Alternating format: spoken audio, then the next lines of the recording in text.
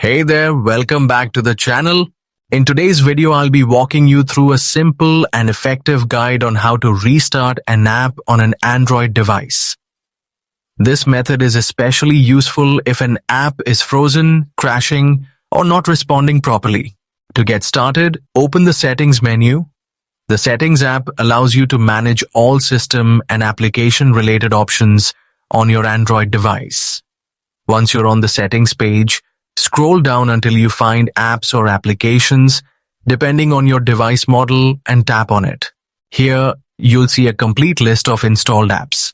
Scroll through the list or use the search bar to find the app you want to restart. Tap on the app to open its details page.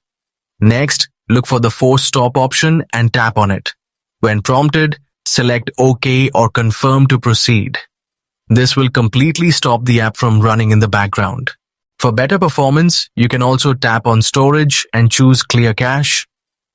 If the issue continues, you may select Clear Data, but keep in mind this may reset the app and remove saved information. Once done, return to your home screen and reopen the app. It will start fresh. Thanks for watching, and I'll see you in the next video.